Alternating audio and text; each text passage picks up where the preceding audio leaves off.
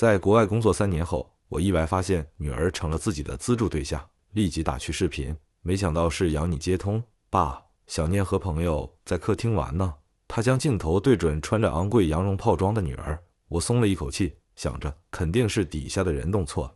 更准备挂断时，发现其中一人的手搭在女儿身上，她明显瑟缩了一下，这让我立刻提起警觉。视频却啪的被挂断，想再拨回去时，养女的社交账号弹了出来，接定制，在少女娇嫩的皮肤刻字，有兴趣的来直播间玩玩呀。我皱着眉点进去，原以为对面只是仿真题，结果看到那颗熟悉的小痣时，我心下一沉，我还想看得再清楚些。下一秒，屏幕变黑，显示系统将我踢出房间。我气急，一边不停地给女儿打电话，一边翻看养女的账号，寻找蛛丝马迹。发现这些年我送给女儿的钻石项链和手串都戴在了养女身上，连她最在意的阿贝贝毛毯都被养女拿来当擦脚的。就算他们关系好，这也好得有些过分了。女儿电话打不通，我只能联系学校询问受资助的事，对方几句话直接把我干懵。纪念，她很久没来上学了，连在食堂帮工的钱她都没领。接着老师给我发来20块08毛和一段视频，视频里纪念娴熟的拿着勺子打菜，宽大的帽檐遮住她的眼，整个人看上去比同龄人小了一圈。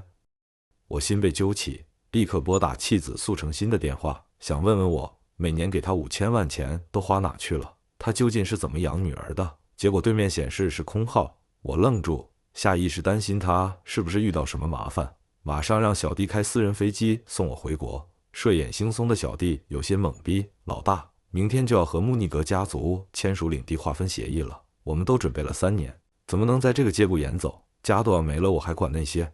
我咬着烟，猛吸了一口，头也不回踏上飞机。在我心里，家人始终摆在第一位。到家时已然是傍晚，瞧见苏成新安然无恙地坐在沙发上，我心底的大石也终于落地。老公，你怎么回来了？苏成新瞧见我有些惊讶，怎么不提前说一声？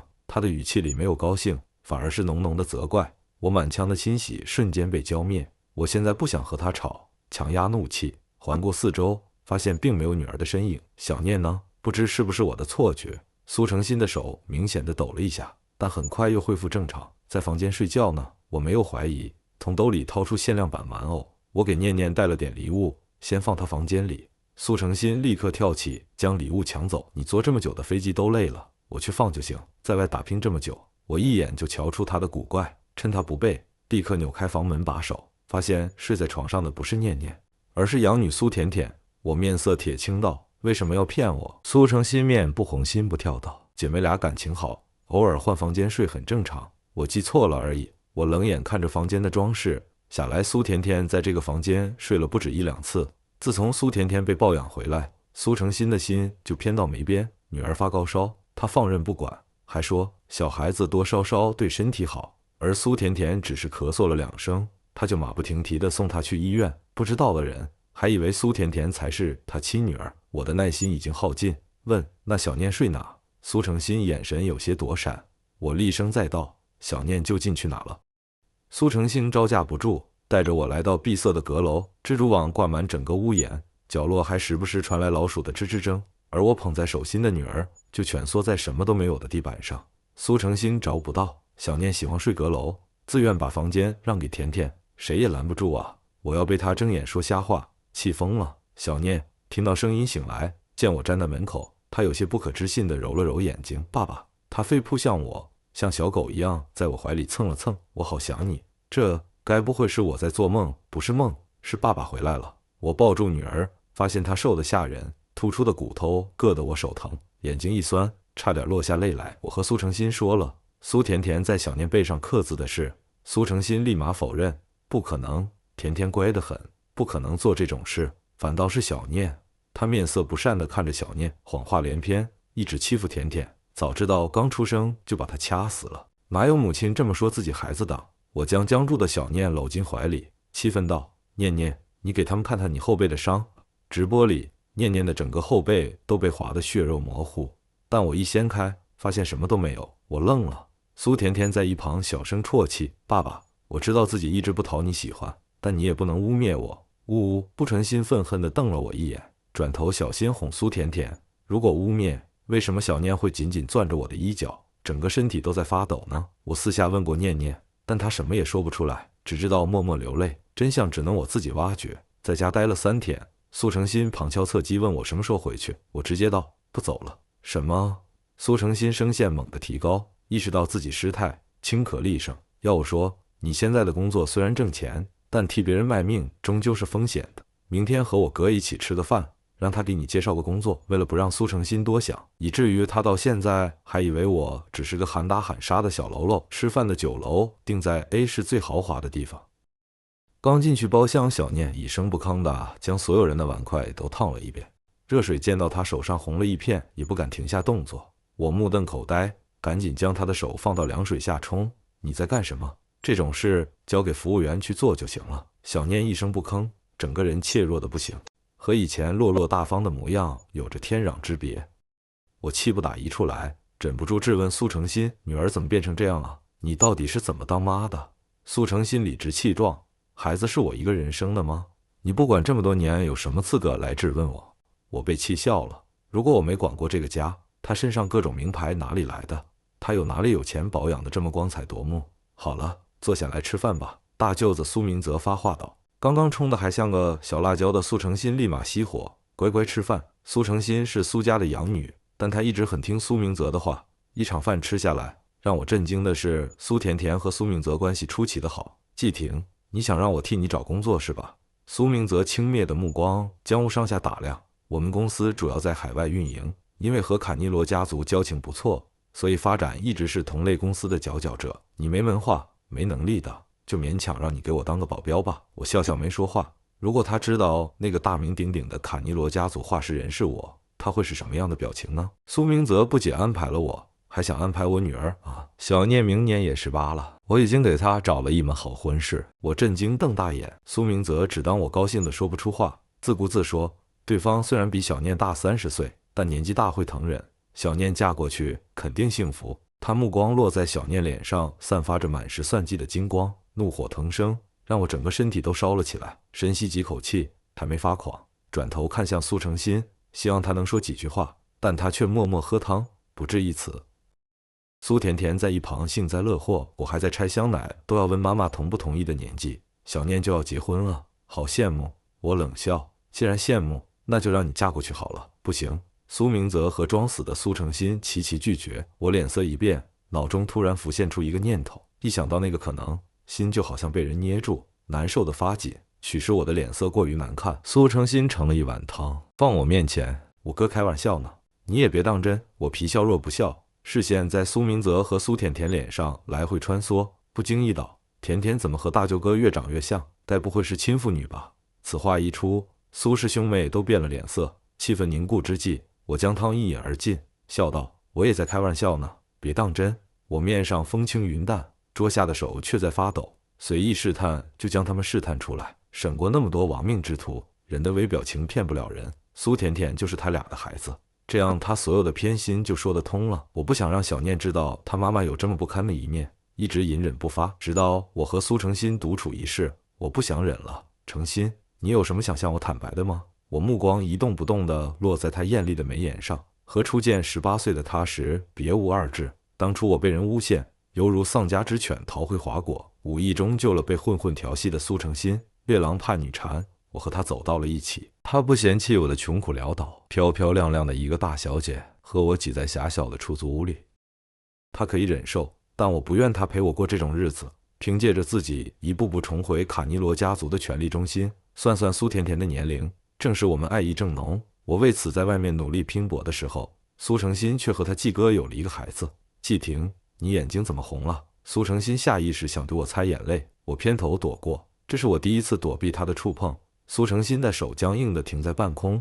你今天怎么怪怪的？我刚想说自己已经知道他和苏明泽的事，门外响起一阵吵闹声，我偏头看去，心跳那一瞬间停了。一个神情癫狂的男人正拿着刀乱砍。不是一个半封闭式餐厅，靠门进的顾客跑得差不多，但小念和苏甜甜却被困在了里面。两人躲在不同方位的桌子下，眼看疯子往苏甜甜的方向走去。苏成新狠下心大喊：小念，你在左边，要躲好了。疯子一下子就定位到小念的方向，狞笑着跑过去。我血一下自己就沸腾了。为了苏甜甜，他选择放弃小念。待疯子挥刀的那一瞬间，我猛地冲过去将他扑倒，刀划在我身上，血肉模糊。疯子被制服，我扶着小念走出来。苏成新心虚地靠过来，极力对小念嘘寒问暖。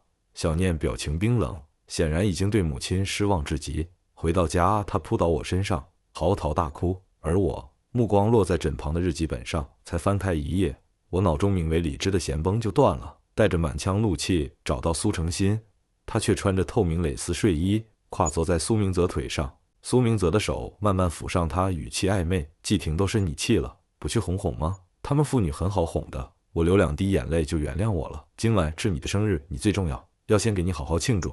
好好庆祝是吧？”我面无表情地拨动耳边的微型电子器，冷声道：“包围季宅，一只蚊子也被放出去。今晚我要陪他们好好玩。”今晚的夜月明星稀，季家别墅灯火通明。苏成新特意下厨，给苏明泽做了一桌子饭菜。看着他贤惠的模样，我苦涩一笑。何曾几时，我也想吃一顿热乎乎的家常菜。但苏成新不耐烦道：“厨房的油烟气会把我熏成黄脸婆，我不要。”我也纵容他，一直包揽着家里的大小事，直到现在我才明白，原来不是不能，只是不愿意为我做罢了。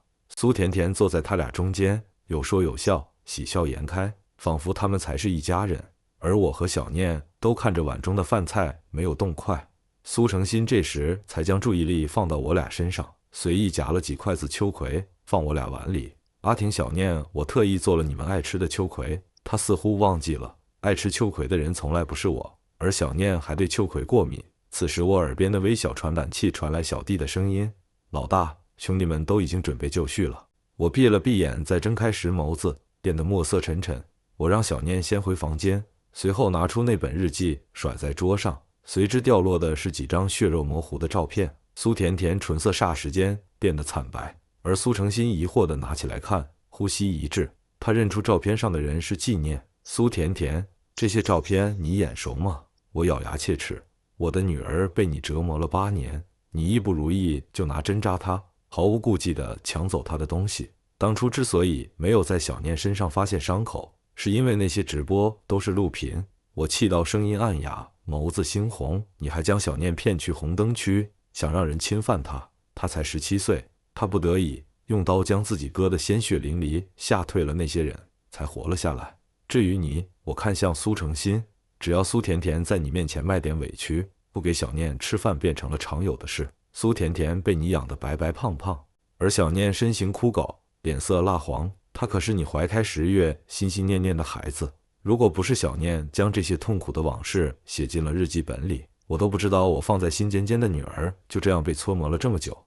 一想到这些画面，我恨不得食其肉喝其血。苏成新被说的脸色尬红，转头沉下脸，对苏甜甜说道：“甜甜，你和小念玩闹应该有个度吧，快去给小念道歉，不然看我怎么罚你。”苏成新想将这件事轻飘飘地接过，他或许早就知道女儿所遭受的一切，只不过当作看不见，以至于到现在还想着包庇。想明白这层关系，我对他最后一丝期意也没了。我看向他，语气冰冷异常：“苏甜甜，是你和苏明泽生的吧？”哐当一声，苏成新的勺子落进汤里，溅起油腻腻的水花。他惊愕地看着我，语无伦次地解释：“怎么可能？你在哪听的？”随着我的目光越发锐利，苏成新也卡了壳。好了，甜甜是我女儿，你季婷想怎样呢？一直沉默的苏明泽无所谓地望着我，眼里满是挑衅。当初如果不是家里不让我娶小成，你觉得就凭你这个屌丝能娶到她吗？苏明泽当着我的面狠狠亲了苏成新一口，清脆的声音如同耳光一样打在我脸上。苏成新则一直低着头，不敢抬头看我。苏明泽继续说道：“季婷，你挑开这一切干嘛？乖乖当着孬种不好吗？不要试着与我为敌，不然你会死得很惨的，是吗？”我皮笑肉不笑，拍拍手，一瞬间，偌大的季宅涌进许多黑衣人。今天到底谁先死呢？好难猜啊。苏明泽看着各个肌肉都要爆发出来的黑衣人，并不害怕，反而歪头嗤笑，随便找了一群小混混就想威胁住我。他话音刚落，小弟带着破空声的拳头就落在他脸上。苏明泽人仰马翻的从椅子上摔下来，连带着扯下桌布，瓷碗噼里啪啦的掉落在地，响起清脆的声音。苏成新被这突如其来的变故吓呆了，反应过来才震惊怒吼：“季婷，你在抽什么风？他着急忙慌的想要去扶苏明泽，但被人钳制住。苏明泽吐出一口血沫，目光阴鸷。季婷，我可是卡尼罗家族的杰奎先生的人，你要是敢动我，你会死得很惨的。当初我是为了苏成新才愿意为苏明泽的公司扫清一切障碍，给他再一去铺路，不然也不会短短几年就做成国内 top 级别。但他到现在也不知我的真实身份，哈哈！黑衣人们爆发出哄笑，看苏明泽的眼神就像看傻子一样。你们笑什么？识相点就赶紧离开！我已经通知了杰奎先生，他立马就能来救我。苏明泽这话说的颇有底气，腰杆都不自觉挺了几分。喂，你在哪找的杰奎先生？黑衣人用手拍了拍他的脸，指向我。真正的杰奎先生在这呢。苏明泽目瞪口呆。不可能！我抬了抬手指。好了，别废话。直接开打！什么时候他的杰奎先生来了？什么时候放过他？一时间，季宅响起痛彻心扉的喊叫声。我一步步走向缩在角落的苏甜甜，轻声道：“你用哪只手扎的小念？”苏甜甜惊恐地看着我，不停地将手往后藏，整个人抖得不行。不说是吧？那两只手都不要好了。一道清脆的声音响起，苏甜甜的骨头断了。看着这一切的苏成新崩溃了。季婷，我要杀了你！我要杀了你！我没有理会他。走到奄奄一息的苏明泽身边，都打了你3个小时了，你的杰奎先生怎么还没来？苏明泽目光呆滞地看着我，眼里满是忌惮。他看见黑衣人手腕间露出的黑虎图腾，这是只有卡尼罗家族才会印的，显然已经信了我就是他奉为神的杰奎先生。我用皮鞋捻了捻他的脸，说道：“我现在很不高兴，在想是砍断你的手还是脚呢？”苏明泽瞳孔猛地放大，身体不可抑制地抖了起来，紧接着一股尿骚味弥漫开来，老大他吓尿了，哈哈！我嫌恶的赶紧离他半丈远。一旁的苏成新拼命挣扎，大吼道：“季婷，你要是敢动明泽一根毫毛，我就和你离婚，一辈子都恨死你！”我掏了掏耳朵，真是好无力的一句威胁。我对苏明泽道：“想让我放过你吗？”苏明泽的头犹如捣蒜器一样，快速点头，生怕慢了就被砍下4肢。那你去掰断苏成新的腿。刚才还叫嚣的厉害的苏成新竟扼住了。他怎么也没想到我也会对他动手。苏明泽踉跄着起身，一步步走到苏成新面前。苏成新眼泪大颗大颗的掉落，不停地摇头，但苏明泽充耳不闻，眸子猩红。他只想要自己能活下去。至于一个妹妹，他还有很多。对不住了，小程。他说的愧疚，但手上的动作很辣又果断。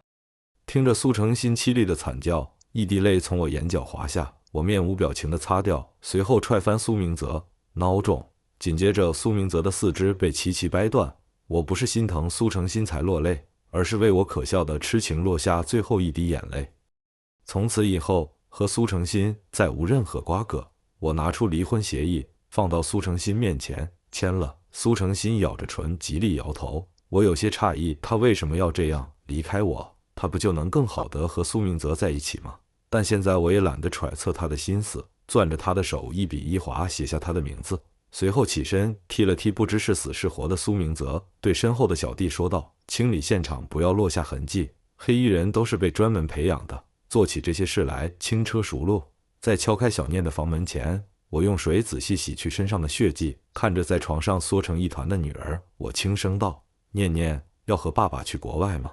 季宅顶楼有个巨大的停机坪，我将小念扶上去，也准备上去时，苏成新突然出现，抱住我的脚。他拖着断腿一路爬上来，身后是血淋淋的痕迹。季婷，小念，不要离开我！呜、看着他哭得肝肠寸断的模样，我心底掀不起一丝波澜。但顾及小念的面子，我没有一脚踹开他，而是让人拉开。飞机起飞的那刻，苏成新大喊：“我知道自己错了，我会努力变得更好，再来找你们。”他天真的以为我们之间还有可能，以为只要他愿意改，我们就会停在原地等他。太可笑了。刚落地意大利，我忙着莫尼格家族再次谈判领地划分，而小念被送进国际学校。刚去时，小念十分不习惯，还是一副怯懦样。